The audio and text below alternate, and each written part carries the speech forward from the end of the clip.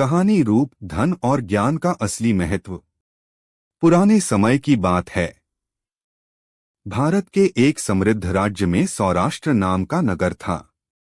वहां हर प्रकार की सुविधाएं थीं, व्यापार फला फूला था, किसान मेहनती थे और राजा धर्मशील एवं न्यायप्रिय था। उस नगर में एक प्रसिद्ध विद्वान रहता था जिसका नाम था आचार्य विशारद। आचार्य विशारद न केवल वेद पुराण, नीति और शास्त्रों में निपुण थे, बल्कि संसार के व्यवहारिक ज्ञान में भी पारंगत थे। उनके पास दूर दूर से विद्यार्थी शिक्षा ग्रहण करने आते थे। एक दिन आचार्य विशारद अपने शिष्यों को एक गूढ़ पाठ पढ़ा रहे थे। तभी नगर का एक धनाढ्य व्यापारी कुबेरदास वहां पहुंचा।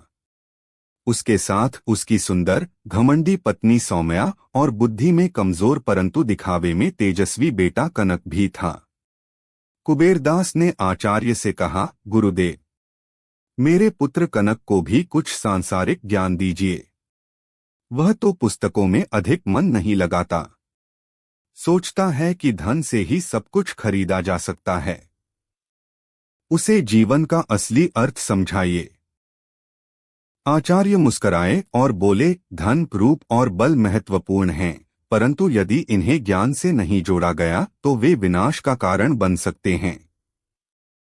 मैं कनक को जीवन का वास्तविक ज्ञान अनुभव कराकर ही समझा। अगले दिन आचार्य ने कनक को एक सुंदर उद्यान में भेजा। वहां उसने देखा कि एक अत्यंत सुंदर मोर नृत्य कर रहा है और लोग उसकी सुंदरता की प्रशंसा कर रहे हैं। कनक प्रसन्न हुआ और बोला, देखिए, सुंदरता ही सबसे बड़ी पूंजी है।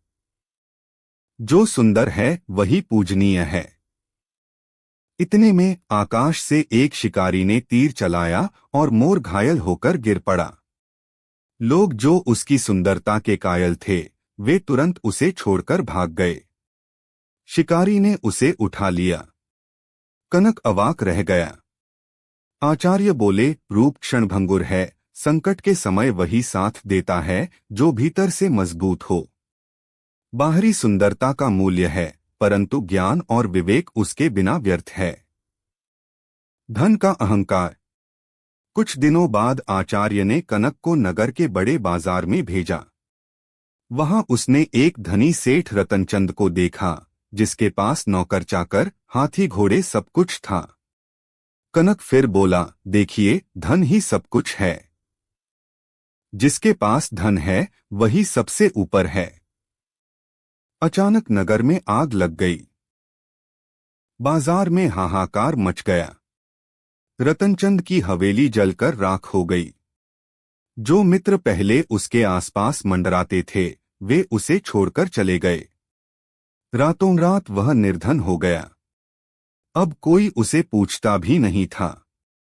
आचार्य ने कनक से पूछा, कहिए कनक, धन क्या स्थायी है? कनक शर्मिंदा होकर बोला, धन आवश्यक है गुरुदेव, परंतु केवल धन से सम्मान टिकता नहीं। तीसरा अनुभव, बल और सत्ता का मोह। आचार्य ने तीसरे अनुभव के लिए कनक को राजदरबार भेजा। वहां उसने देखा कि राजा के सेनापति वीरसेन की खूब प्रशंसा हो रही थी। वह अत्यंत शक्तिशाली और पराक्रमी था। कनक फिर बोला, बल और सत्ता ही सबसे बड़ी शक्ति है। कुछ दिनों बाद पड़ोसी राज्य ने सौराष्ट्र पर आक्रमण कर दिया। वीरसेन के घमंड ने उसे अंधा कर दिया। उसने युद्धनीति में गलती की, जिससे बड़ी हार का सामना करना पड़ा। राजा ने क्रोधित होकर वीरसेन को पदच्युत कर दिया। कनक ने देखा, बल और सत्ता भी टिकाऊ नहीं हैं। यदि उनमें विवेक और ज्ञान न हो तो वे अहंकार में बदल जाते हैं और व्यक्ति का पतन निश्चित है। जीवन का चौथा अनुभव, सच्चे ज्ञान का महत्व। आचार्य ने अंत में कनक को नगर के एक वृद्ध ब्राह्मण अमृतदत्त के पास भेजा। अमृतदत्त न बहुत धनी थे, न सुंदर, न ही उनके पास सत्ता थी, परंतु नगर के लोग उन्हें अत्यंत सम्मान देते थे। लोग उनके पास सलाह लेने आते, समस्याओं का हल पूछते, बच्चे और युवा उनका आशीर्वाद लेने आते। कनक ने आचार्य से पूछा, यह कैसे संभव है? इनके पास न धन न रूप न बल, फिर भी ये इतने सम्मानित क्यों हैं? आचार्य मुस्कराए और बोले, कनक, यही जीवन का सार है। सच्चा ज्ञान, व्यवहारिक बुद्धि और आत्मा की पवित्रता ही व्यक्ति को स्थायी सम्मान दिलाते हैं। धन, रूप और बल क्षणिक हैं, परंतु ज्ञान और चरित्र अमर हैं। कनक को अब समझ आ गया था कि केवल बाहरी दिखावा, धन या बल किसी भी परिस्थिति में टिकाऊ नहीं है। जीवन में सच्ची सफलता ज्ञान, विवेक, संयम और विनम्रता से आती है। उसने निश्चय किया कि वह केवल अपने पिता की धनदौलत पर घमंड नहीं करेगा, बल्कि आचार्य से सच्चा ज्ञान अर्जित कर अपने व्यक्तित्व को निखारेगा। धीरे धीरे कनक नगर का सबसे सम्मानित युवा बन गया। उसने न केवल अपने परिवार की प्रतिष्ठा बढ़ाई, बल्कि समाज में भी आदर्श स्थापित किया।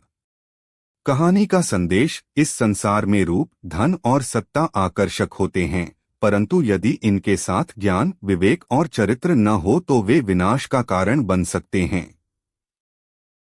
सच्चा ज्ञान ही व्यक्ति को स्थायी सफलता और सम्मान दिलाता है। रूप क्षणभंगुर है, ज्ञान अमर है। धन आता जाता रहता है, परंतु चरित्र स्थायी होता है। बल और सत्ता अहंकार में डूब जाएं तो विनाश निश्चित है। जीवन में सच्चा ज्ञान ही व्यक्ति की सबसे बड़ी पूंजी है। अगर कहानी पसंद आई हो तो प्लीज कहानी को लाइक करें, कमेंट करें और दोस्तों में शेयर करें। साथ ही हमारे चैनल को सब्सक्राइब करें। धन्यवाद।